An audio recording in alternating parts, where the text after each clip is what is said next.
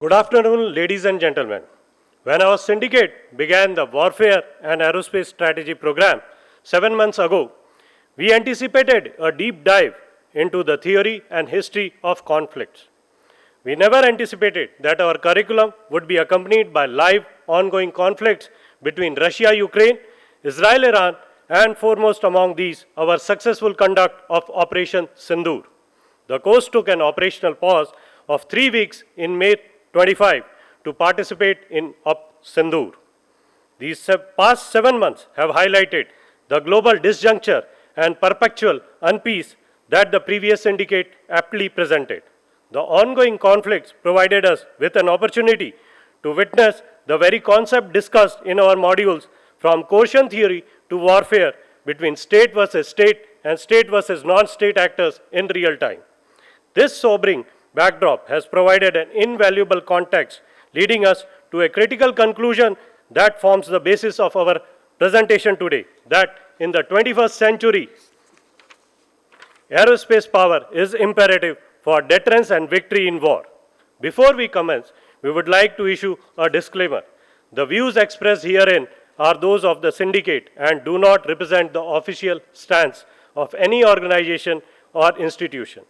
Our presentation will begin by showing the centrality of aerospace power in military operations and the aerospace domain's contribution in multi-domain operations. We will then analyze the use of aerospace power in the Indian context and prove its utility in achieving deterrence and victory in war. Before concluding, we will explain how aerospace power can be made more efficient to continue to play a central role in future conflicts. At the very outset, we would like to refresh the definition of air power.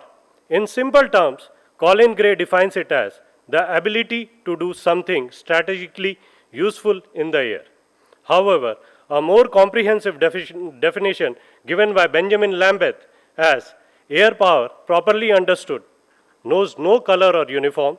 It embraces not only Air Force aircraft, munitions, sensors, and other capabilities, but also the aviation assets of Navy and Army, along with Army attack helicopters and battlefield missiles.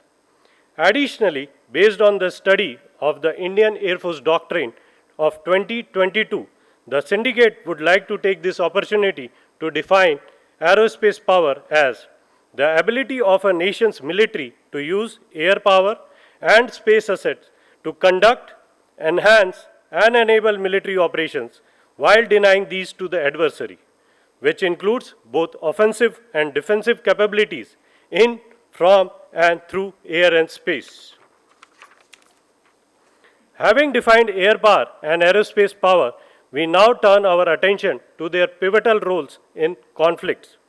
In the first session, it was made clear that understanding the security environment is not just beneficial, it is imperative. In the contemporary world, the character of war is in a constant flux. It is shaped by societal changes, political landscapes, and technological advancement, blurring the lines between war and peace. Modern warfare heavily relies on technology involving non-contact, yet kinetic methods, expanding the battlefield in space while compressing it in time. Consequently, nations must become not only technologically adept, but also agile in their strategies, enabling them to harness emerging technologies and navigate the intricate complexities of contemporary warfare.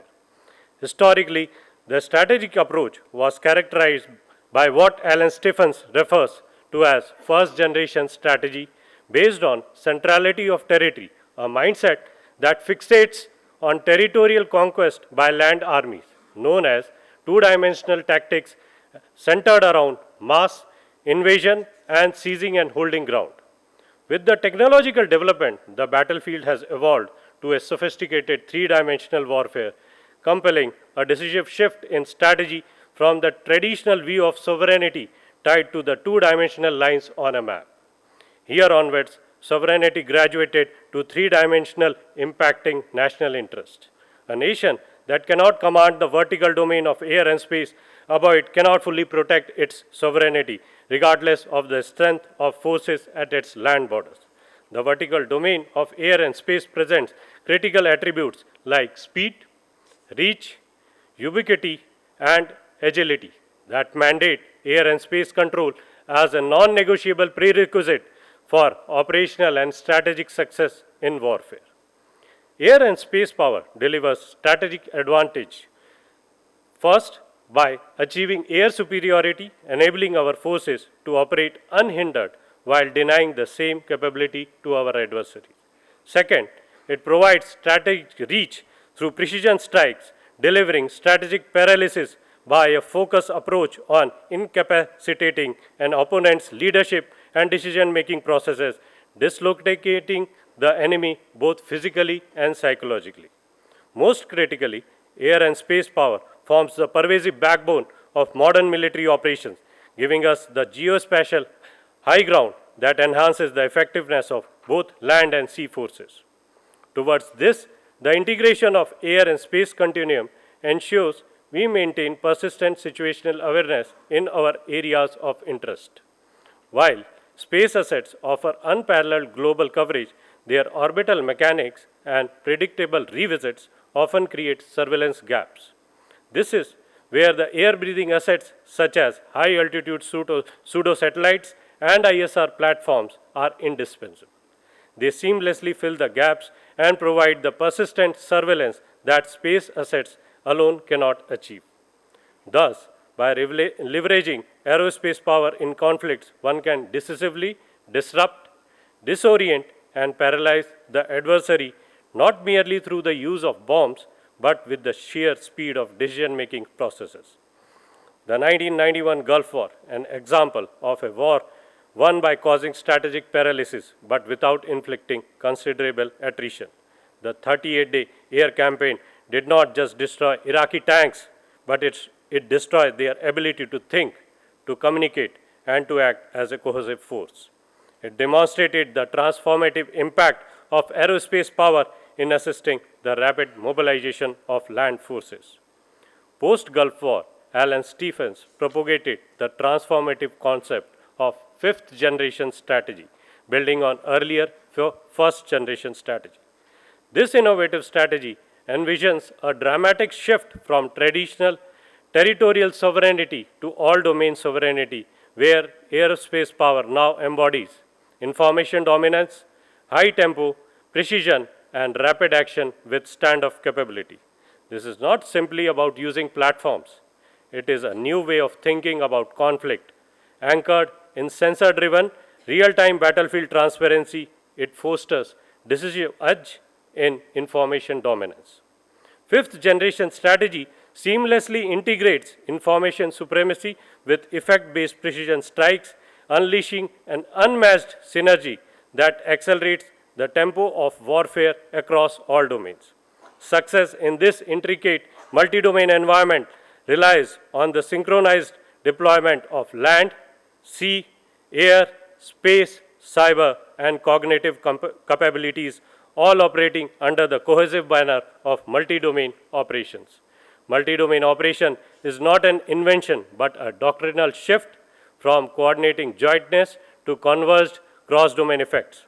It offers a framework to integrate effects across all domains at the speed of relevance, dislocating adversaries' decision cycle and preserving own strategic initiative. As our Chief of Defense Staff, General Anil Chauhan, emphasizes on jointness, which means a mindset towards cross-service cooperation and integration described as physical activity to correct, forms an indispensable foundation of effective execution of MDO. Multi-domain operations enable the Indian Armed Forces to transform from service-specific silos to a unified, agile, and adaptive warfighting force. With the technological development and infusion of multi-domains, the modern warfare has become more complex and can be studied as complex adaptive system, a concept eloquently presented by Eric Beinhocker in his seminal work, The Origin of Wealth. He explains the dynamics of complex adaptive system, drawing parallels from Darwin's theory of evolution, specifically comparing the concept of survival of the fittest to economic evolution. A complex adaptive system is a dynamic network of many agents, like individuals, firms, that interact with each other and adapt to their environment. These interactions lead to emergent behavior patterns and outcomes that aren't predictable from individual parts alone. Here, we aim to apply Beinhocker's analogy of economics as complex adaptive system in the context of war. If we consider the business environment as design space, then warfare can similarly be viewed as a design space in a war scenario. The concept of industry represents the fitness landscape, which is parallel to a conflict. In economics, strategies are equated to business plan, while in war, they take the form of multi-domain operations. In this analogy, business units function as agents, much like individuals and firms do in the business world. In the context of war, these agents operate within land, sea, aerospace, cyber, and cognitive domains, interacting with one another based on factors like enemy tactics, terrain, and political sentiments. As these interactions unfold, emergent behaviors can lead to the development of new doctrines, weapon systems, and tactics. The fitness landscape serves as a vivid metaphor for the performance of various domains, depending on their efficiency and effectiveness. Individual domains embark on either an adaptive walk or a random jump through valleys and peaks. The valleys represent less impactful strategies, whereas peaks denote effective strategies. Shown here is the fitness landscape depicting peaks and valleys. In two-dimensional warfare, military operations progressed slowly due to high attrition, resembling an adaptive walk, like the battles in the Napoleonic War and the First World War. Once wars advanced to a three-dimensional scenario, military operations leapfrogged, signifying the air domain's capability to achieve exceptional effectiveness, making random jumps possible. An example of this is the innovative use of aerospace power by Azerbaijan during 2020 Nagorno-Karabakh conflict against Armenia, where Azerbaijan military forces used unmanned aerial systems to gain ground in mountainous terrain. As seen in this conflict and other similar conflicts in the 21st century, we can observe that although all domains are important, the unique characteristics of aerospace domain like speed, reach, and flexibility make it efficient, thus providing random jump and creating synergy in operations, which can be aptly witnessed during Operation Sindoor.